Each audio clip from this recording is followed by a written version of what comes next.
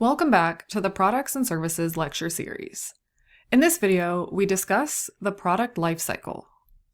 The product lifecycle is a popular metaphor used to describe the evolution and duration of a product in the marketplace. The concept can be used to analyze a brand, a product, or a product category, and every brand or product will move through all 4 stages of the cycle. The product lifecycle has 4 stages: the introduction stage, the growth stage, the maturity stage, and the decline stage. Before the 4 stages begin, there is a product development stage. During this phase, the company is not actually selling the product yet, and there are no sales.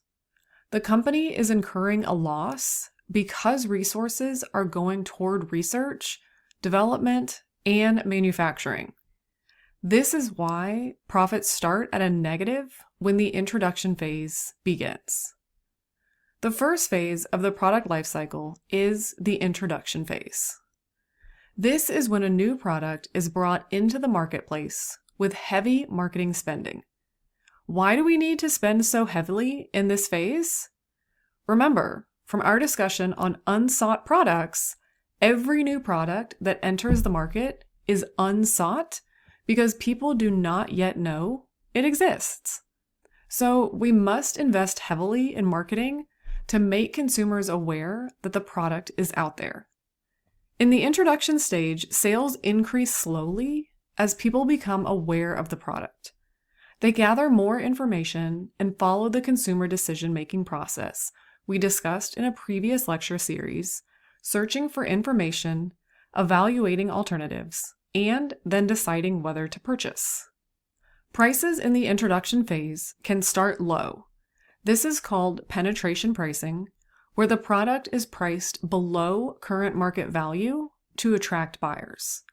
Or prices can start high, which is called price skimming, where a higher price is set to help recover some of the negative profit accumulated during product development. The second stage is the growth stage. This is where sales accelerate and profits begin to rise. Distribution becomes key in the growth stage. In the introduction stage, sales were slow because people were still learning about the product. By the growth stage, customers are aware of the product, so the focus shifts to making sure the product is in the right place so customers can actually buy it. In the growth phase, competitors will observe the success being generated and may begin to enter the market. Hopefully, the original company has some sort of competitive advantage to protect against competition taking over a large portion of their sales and profits. The third stage is the maturity stage. In the introduction stage, advertisements were informational. In the growth stage, they were persuasive. Now, in the maturity stage, advertisements serve as reminders, reminding customers to buy more or buy again. The market approaches saturation in this phase. So service and repair can become important depending on the product. Sales begin to level off. Most competitors that are going to enter the market have already done so. And while sales are still strong, profits begin to decline. In the decline stage, both sales and profits are dropping. This occurs because most consumers who were going to buy the product have already done so across the first 3 stages, and competition may have taken a significant portion of the market share. At this point, a company may need to create a new product and essentially start the entire product lifecycle over again. A great example of a product with a regular lifecycle is the DVD player. When DVD players were introduced in the late 1990s, they slowly replaced VHS tapes during a gradual introduction phase. They then experienced strong growth and a long maturity stage as they became the standard home entertainment format. It wasn't until streaming services like Netflix began to take hold that DVD players truly entered a decline. It's worth noting that not all products follow the same life cycle shape.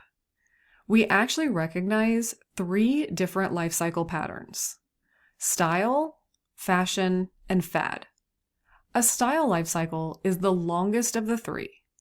Think of something like a classic suit or a traditional home design. It may cycle in and out of popularity over many years, but never fully disappears. A fashion life cycle is shorter. Trends that rise, peak, and fade within a few years, like a specific clothing silhouette or a popular clothing palette. And a fad life cycle is the shortest of all, like our Beanie Babies and fidget spinners, products that spike in popularity very quickly and decline just as fast. Some products, however, don't just decline and disappear. They come back. This is called a product reintroduction, and it essentially restarts the product life cycle. Think about fanny packs. Fanny packs went through their original life cycle, peaked in the 1980s and early 1990s, and entered a steep decline. Most people wouldn't have been caught wearing one for years. Then, in the late 2010s, fanny packs came roaring back as a fashion trend, particularly among younger consumers who had never associated them with the original era. The product was reintroduced and it went through a new life cycle entirely. Another great example is Nintendo. Nintendo's original gaming consoles had a relatively short yet successful life cycle. By the early 2000s, the brand had faded in relevance compared to competitors like PlayStation and Xbox. Then, in 2016, Nintendo launched the NES Classic, a miniature version of the original console with preloaded games, and followed it up with a wildly successful Nintendo Switch. Nintendo essentially reintroduced itself to the market and started a new growth phase. This concludes our lecture series on products and services. The next lecture series covers branding and packaging.